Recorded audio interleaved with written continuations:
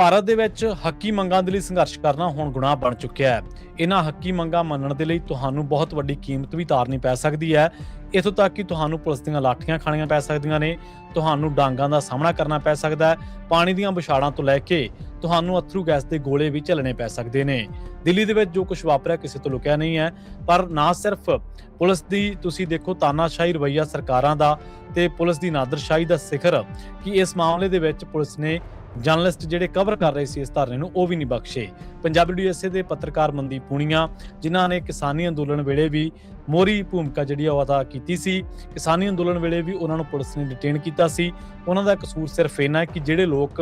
ਹੱਕ ਸੱਚ ਦੀ ਗੱਲ ਕਰਦੇ ਨੇ ਉਹ ਉਹਨਾਂ ਦੀ ਕਵਰੇਜ ਗਰਾਊਂਡ ਰਿਪੋਰਟ ਤੋਂ ਦੁਨੀਆ ਤੱਕ ਪਹੁੰਚਾਉਂਦੇ ਨੇ ਵੱਖ-ਵੱਖ ਮਾਧਿਅਮ ਦੇ ਜ਼ਰੀਏ, ਵੱਖ-ਵੱਖ ਪਲੇਟਫਾਰਮਾਂ ਦੇ ਜ਼ਰੀਏ, ਤੇ ਉਹ ਪੰਜਾਬੀ ਡੀਐਸਏ ਦੇ ਪੱਤਰਕਾਰ ਨੇ ਔਰ ਧੜੱਲੇ ਦੇ ਨਾਲ ਵਿਵਾਕੀ ਦੇ ਨਾਲ ਆਪਣੀ ਗੱਲ ਰੱਖਦੇ ਨੇ। ਉਹ ਜਦੋਂ ਇਹਨਾਂ ਰੋਸ ਮੁਜ਼ਾਹਰਿਆਂ ਨੂੰ ਕਵਰ ਕਰ ਰਹੇ ਸਨ, ਜਿਹੜੇ ਰੋਸ ਮੁਜ਼ਾਹਰੇ ਕਾਂਗਰਸ ਜਨਤਾ ਪਾਰਟੀ ਵੱਲੋਂ ਸ਼ੁਰੂ ਕੀਤੇ ਗਏ ਸਨ ਨੀਟ ਪੇਪਰ ਘੁਟਾਲੇ ਮਾਮਲੇ ਦੇ ਵਿੱਚ ਇਹ ਮੰਗ ਕਰਕੇ ਕਿ ਸਿੱਖਿਆ ਮੰਤਰੀ ਦਾ ਅਸਤੀਫਾ ਦਿੱਤਾ ਜਾਵੇ, ਉਹਨਾਂ ਰੋਸ ਮੁਜ਼ਾਹਰਿਆਂ ਨੂੰ ਕਵਰ ਕਰਨ ਦੇ ਲਈ ਉਹ ਦਿੱਲੀ ਪਹੁੰਚੇ ਸਨ, ਜਿੱਥੇ ਪੁਲਿਸ ਨੇ ਹਜ਼ਾਰਾਂ ਮੁਜ਼ਾਹਰਾਕਾਰੀਆਂ ਨੂੰ ਨਾ ਸਿਰਫ ਕੁੱਟਿਆ ਬਲਕਿ ਉਹਨਾਂ ਨੂੰ ਧੂਇਆ। ਛੋਟੇ-ਛੋਟੇ ਬੱਚੇ ਜਿਨ੍ਹਾਂ ਦੀ ਉਮਰ 15-16 ਸਾਲ ਆ ਉਹਨਾਂ ਦੇ ਉੱਤੇ ਅਥਰੂ ਗੈਸ ਦੇ ਗੋਲੇ ਸਿੱਟੇ, ਪਥਰਾਅ ਕੀਤਾ। ਪੁਲਿਸ ਦੀ ਗੁੰਡਾਗਰਦੀ ਦਾ ਸਿਖਰ ਇੱਥੋਂ ਤੱਕ ਦੇਖ ਸਕਦੇ ਹੋ ਕਿ ਸਾਦੇ ਜਿਨ੍ਹਾਂ ਦੇ ਕੋਈ ਵਰਦੀ ਵੀ ਨਹੀਂ ਪਾਈ ਸੀ, ਕੁਝ ਵੀ ਨਹੀਂ ਸੀਗਾ, ਸਾਦਾ ਵਰਦੀ ਪੁਲਿਸ ਮੁਲਾਜ਼ਮਾਂ ਨੇ ਲੋਕਾਂ ਦੇ ਧੀਆਂ ਪੁੱਤਾਂ ਨੂੰ ਧੂ ਕੇ ਕੁੱਟਿਆ। ਸੋ ਇਹਦੀ ਜਿਹੜੀ ਕਵਰੇਜ ਹੈ ਕੌਮਾਂਤਰੀ ਮੀਡੀਆ ਦੇ ਵਿੱਚ ਹੋ ਰਹੀ ਹੈ ਤੇ ਮਨਦੀਪ ਪੂਨੀਆ ਇਸ ਸਾਰੇ ਕਾਸੇ ਨੂੰ ਜੋ ਉੱਥੇ ਜਿਸ ਤਰੀਕੇ ਦੇ ਨਾਲ ਤਾਨਾਸ਼ਾਹੀ ਦੇ ਨਾਲ ਇਸ ਹੱਕੀ ਮੰਗਾਂ ਦੇ ਅੰਦੋਲਨ ਨੂੰ ਦਬਾਇਆ ਜਾ ਰਿਹਾ ਸੀ ਉਹਦੀ ਕਵਰੇਜ ਕਰਨ ਦੇ ਲਈ ਉਹ ਦਿੱਲੀ ਪਹੁੰਚੇ ਤੇ ਦਿੱਲੀ ਪੁਲਿਸ ਨੇ ਉਹਨਾਂ ਨੂੰ ਵੀ ਅਰੈਸਟ ਕਰ ਲਿਆ। ਤਾਜ਼ਾ ਰਿਪੋਰਟਾਂ ਦੇ ਮੁਤਾਬਕ ਦਿੱਲੀ ਪੁਲਿਸ ਨੇ ਮਨਦੀਪ ਪੂਨੀਆ ਦੇ ਨਾਲ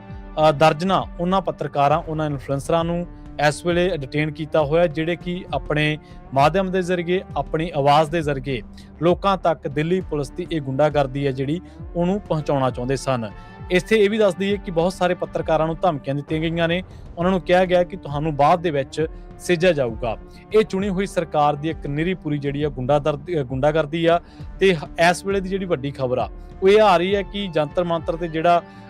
ਪ੍ਰਦਰਸ਼ਨਕਾਰੀਆਂ ਦੇ ਵਿਚਾਲੇ ਜਿਹੜੀਆਂ ਝੜਪਾਂ ਹੋਈਆਂ ਸਨ, ਉਸ ਤੋਂ ਬਾਅਦ ਦਿੱਲੀ ਮੈਟਰੋ ਸਟੇਸ਼ਨ ਤੇ ਰਾਜੀਵ ਚੌਕ, ਜਨਪਥ, ਪਟੇਲ ਚੌਕ, ਕੇਂਦਰੀ ਜਿਹੜਾ ਸਕੱਤਰੇਤ ਹੈ ਉਹ, ਇਸ ਤੋਂ ਇਲਾਵਾ ਜਿਹੜੇ ਤੀਰਥ ਮੈਟਰੋ ਸਟੇਸ਼ਨ ਆ ਉਹਨਾਂ ਨੂੰ ਬੰਦ ਕਰਨਾ ਪਿਆ।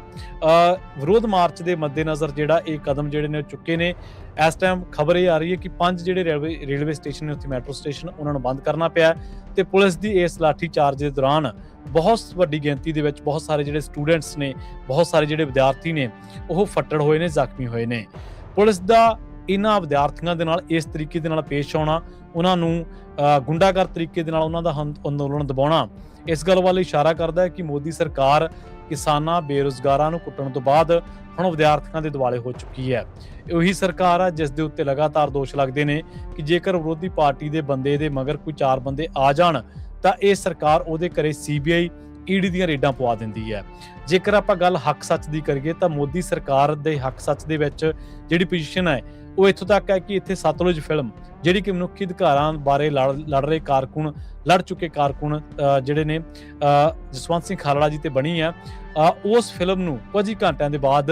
ਰਿਲੀਜ਼ ਕਰਕੇ ਉਹਨੂੰ OTT ਤੋਂ ਹਟਾ ਦਿੱਤਾ ਜਾਂਦਾ ਹੈ ਤੇ ਵੱਡੇ ਸਿਨੇਮੇ ਦੇ ਉੱਤੇ ਉਹਨੂੰ ਰਿਲੀਜ਼ ਹੋਣ ਹੀ ਨਹੀਂ ਦਿੱਤਾ ਜਾਂਦਾ। ਜਿਹੜੀਆਂ ਸਰਕਾਰਾਂ ਫਿਲਮਾਂ ਤੋਂ ਡਰਦੀਆਂ ਹੋਣ, ਜਿਹੜੀਆਂ ਸਰਕਾਰਾਂ ਲੋਕਾਂ ਦੀ ਹੱਕ ਹਕੂਕ ਦੀ ਆਵਾਜ਼ ਨੂੰ ਬੰਦ ਕਰਦੀਆਂ ਹੋਣ, ਜਿਹੜੀਆਂ ਸਰਕਾਰਾਂ ਮੀਡੀਆ ਦੇ ਰਾਹੀਂ ਇੱਕ ਪੂਰਾ ਜਿਹੜਾ ਪ੍ਰੋਪੇਗੈਂਡਾ ਉਹਦੇ ਤੇ ਕਬਜ਼ਾ ਕਰਕੇ ਲੋਕਾਂ ਨੂੰ ਮੂਰਖ ਬਣਾਉਂਦੀਆਂ ਹੋਣ, ਉਹਨਾਂ ਨੂੰ ਡਿਕਟੇਟਰਸ਼ਿਪ ਕਿਹਾ ਜਾਂਦਾ, ਉਹਨਾਂ ਨੂੰ ਤਾਨਾਸ਼ਾਹੀ ਕਿਹਾ ਜਾਂਦਾ। ਤੇ ਮੋਦੀ ਦੀ ਤਾਨਾਸ਼ਾਹੀ ਦਾ ਸਿਖਰ ਹੈ ਕਿ ਇੱਕ ਪਾਸੇ ਉਹ ਢੋਂਗ ਰਚਦੇ ਨੇ ਕਿ ਅਸੀਂ ਲੋਕ ਸਭਾ ਦੇ ਵਿੱਚ ਲੋਕਾਂ ਦੀ ਗੱਲ ਕਰਦੇ ਹਾਂ, ਮੌਨਸੂਨ ਸੈਸ਼ਨ ਰੱਖਦੇ ਹਾਂ, ਤੇ ਦੂਜੇ ਪਾਸੇ ਉਹ ਆਮ ਵੋਟਰਾਂ ਦੇ ਧੀਆਂ ਪੁੱਤ, ਬੱਚਿਆਂ ਦੇ ਜਿਹੜੇ ਆਮ ਘਰਾਂ ਦੇ ਧੀਆਂ ਪੁੱਤ ਨੇ, ਬੱਚੇ ਨੇ, ਉਹਨਾਂ ਨੂੰ ਲਾਠੀ ਚਾਰਜ ਦੇ ਰਾਹੀਂ ਉਹਨਾਂ ਦੀ ਆਵਾਜ਼ ਦਬਾਉਣ ਦੀ ਕੋਸ਼ਿਸ਼ ਕਰਦੇ ਆ।